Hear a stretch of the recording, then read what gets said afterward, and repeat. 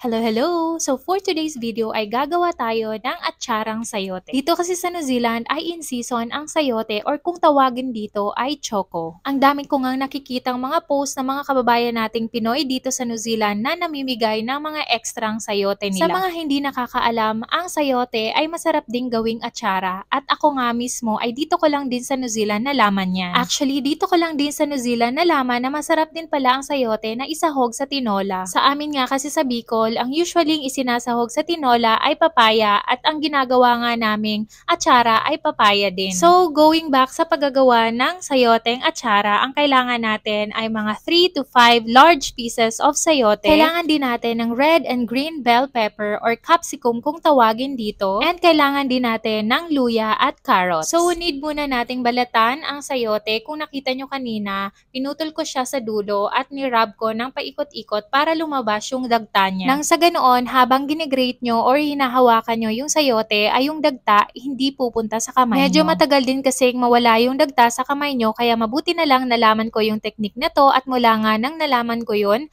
ay ginagawa ko na nga palagi. Para sa pag-grate pala ng sayote, it's either gumamit kayo ng normal na grater o kaya naman kung may food processor kayo ay mas maigi. After mong mag-grate ay ilagay mo lang sa malaking bowl at lagyan mo ng 2 tablespoon na salt para lumabas yung katas niya. Just allow it to sit for about 1 hour and mamaya ay squeeze natin ito firmly using a cheesecloth para ma-dispel yung mga juices. Habang nakababad yung sayote sa asin ay pwede mo nang i-chop-chop yung ibang mga ingredients. Ang gusto ko nga sa atsara ay napaka-healthy niya dahil sari-saring gulay ang meron siya. Ilalagay ko nga sa comment section yung mga ingredients para naman may guide kayo just in case gusto nyo ding gumawa sa bahay nyo. Ito nga palang sayote na ginawa ko ay bigay to ng kaibigan ko na taga Papakura. Meron kasi silang tanim at binigyan nga ako ng ilang piraso kaya naisipan kong gawin na lang din nga itong atsara. Dahil nga ang atsara ay perfect na i-pair sa mga fried food. So, after an hour ay pwede mo nang squeeze firmly yung sayote na nakababad sa asin. Pwede kayong gumamit ng cheesecloth para mas mabilis ma-dispel yung juices. After that ay i-disregard nyo lang yung mga juice na na-dispel from sayote dahil hindi nyo naman yan kailangan. Sa isang bowl ay i-mix nyo na yung sayote,